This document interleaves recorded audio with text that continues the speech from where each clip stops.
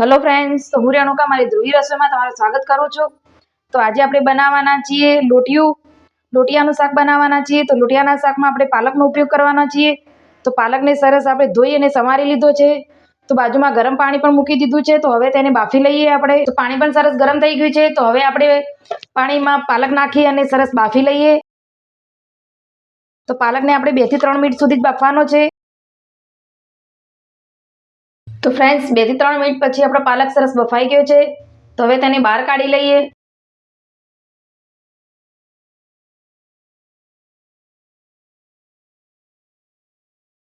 તો પાલકને આપણે પાણીમાંથી બહાર કાઢી લીધો છે। તો થોડીક વાર ઠંડો થવા દઈશું। તો ફ્રેન્ડ્સ પાલક થોડો ઠંડો પણ થઈ ગયો છે। તો હવે તેની અંદર આપણે 2 થી 3 ચમચી બેસન એડ કરીશું। તમે જોઈ શકો છો મેં વધારે નથી એડ કર્યું, 2 થી 3 ચમચી જ છે।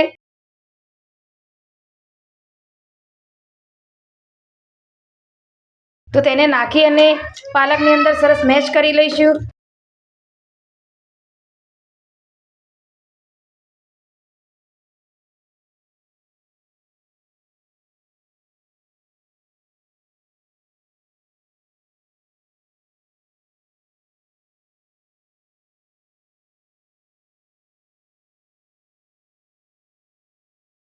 તો આ રીતે મેશ કરવાથી બેસન પણ સરસ પાલકમાં કોટ થઈ જાય છે અને ગાંઠા પણ નથી રહેતા।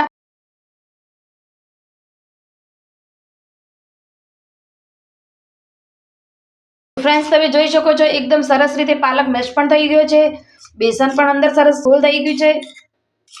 તો હવે આપણે તેને સાઈડમાં રાખી અને શાકનો વઘાર કરી લઈએ। તો ફ્રેન્ડ્સ હવે કઢાઈમાં આપણે તેલ ગરમ થઈ ગયું છે। તો હવે આપણે તેની અંદર વટાણા નાખવાના છે। તો વટાણાને થોડાક ફ્રાય કરી લઈશું। તો વટાણાની સાથે મેં તુરા પાપડીના દાણા પણ લીધા છે, અમુક જગ્યાએ તેને ઝાલરના દાણા પણ કહેવામાં આવે છે। તો બંને દાણાને આપણે જોડે જોડે જ ફ્રાય કરી લઈએ।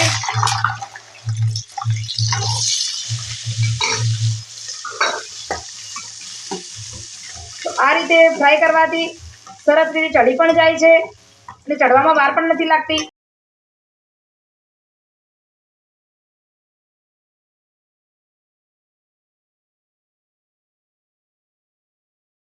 તો તમે જોઈ શકો છો એકદમ સરસ રીતે આપણા વટાણા અને તુરાણ પાપડીના દાણા એકદમ સરસ રીતે તેલમાં ચડી પણ ગયા છે।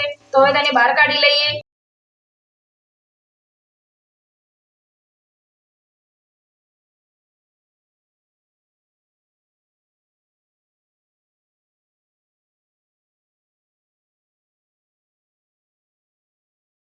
તો આપણે બધા દાણાને કાઢી લીધા છે। તો હવે એ જ કઢાઈમાં અને તેલમાં આપણે વઘાર કરી લઈએ। તો મેં જીરું લીધું છે, તો સૌપ્રથમ જીરું એડ કરીશું, થોડીક હિંગ પણ એડ કરીશું,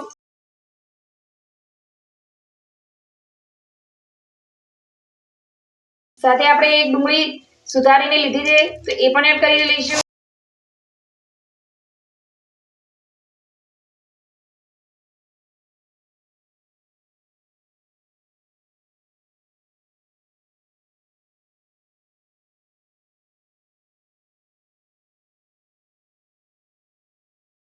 તો આપણે ડુંગળી સે લાલ ના થઈ જાય ત્યાં સુધી ચડવી લઈશું।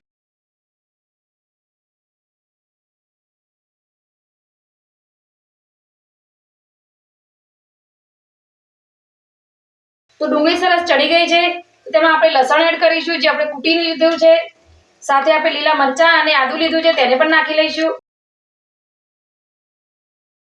તો બંનેને સરસ મિક્સ કરી અને તેલમાં થોડીક વાર સતળાવા દઈશું।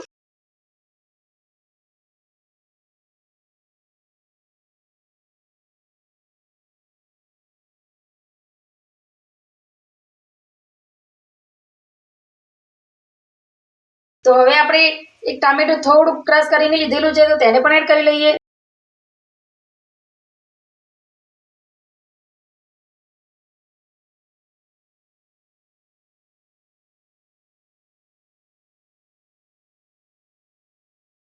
તો તેની સાથે આપણે થોડુંક મીઠું એડ કરી લઈએ।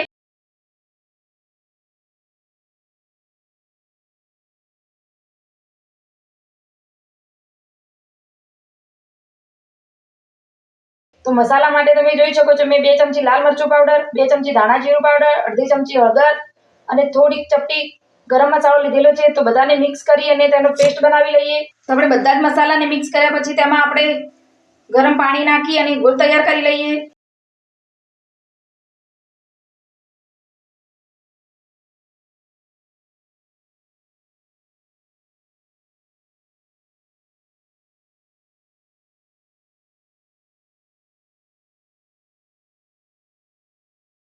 તો હવે ટામેટાને સરસ ચડી ગયા છે, તો હવે તેમાં આપણે મસાલો કર્યો છે તે એડ કરી લઈએ.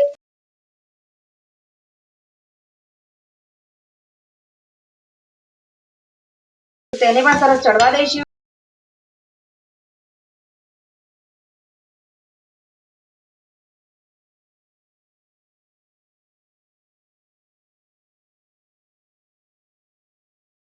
તો ફ્રેન્ડ્સ તમે જોઈ શકો છો એકદમ સરસ મસાલા ચડી અને તૈયાર છે. તો સાઈડમાં તેલ પણ છૂટું થઈ ગયું છે. તો હવે આપણે તેમાં જે વટાણા અને થોડા પાપડીના દાણા જે સાતળીને રાખ્યા છે તેને પણ એડ કરી લઈએ.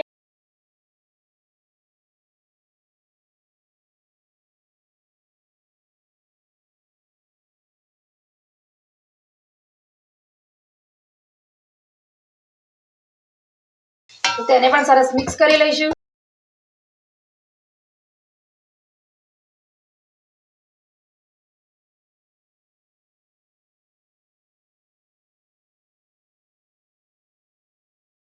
તો સાથે આપણે પાલક અને બેસનને જે તૈયાર કરીને રાખી છે તેને પણ એડ કરી લઈશું.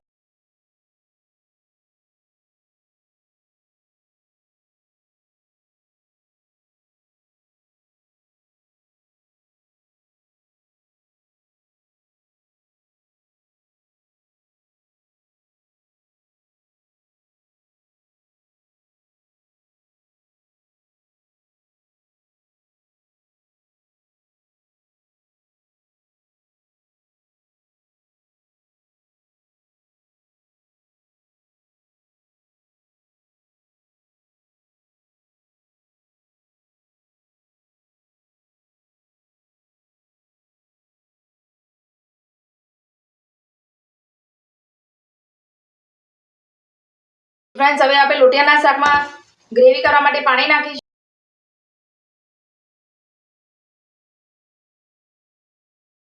તમારે જેટલી ગ્રેવી રાખવી હોય એટલું પાણી એડ કરવાનું, પણ પાણી આપણે ગરમ જ નાખીશું જેથી કરીને શાકમાં થોડો પણ ફરક ના આવે.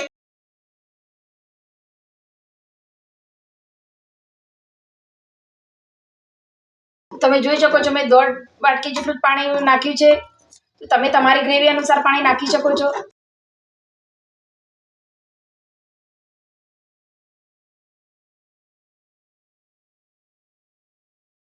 તો હવે આપણે ઢાંકણ ઢાંકી અને 5 થી 6 મિનિટ સુધી તેને ચડવા દઈશું. તો ફ્રેન્ડ 5 થી 6 મિનિટ પછી તમે જોઈ શકો છો લોટિયાનું શાક એકદમ સરસ રીતે બની અને તૈયાર થઈ ગયું છે.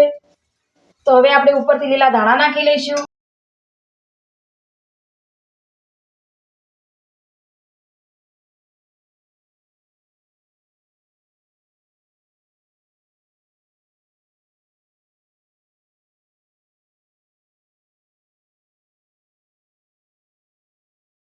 તો ફ્રેન્ડ્સ તમે જોઈ શકો છો આપણું લોટિયું એકદમ સરસ રીતે બની અને તૈયાર છે.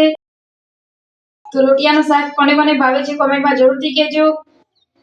તો આજે મેં બપોરના જમવામાં લોટિયાનું શાક બનાવ્યું છે. જો તમને મારી આ સાદી અને સિમ્પલ રેસીપી ગમી હોય તો લાઈક શેર કોમેન્ટ કરજો. મારી ચેનલમાં નવા હોય તો સબસ્ક્રાઇબ પણ કરજો. આવી જ નવી રેસીપી સાથે હું ફરીથી મળીશ. ત્યાં સુધી આવજો.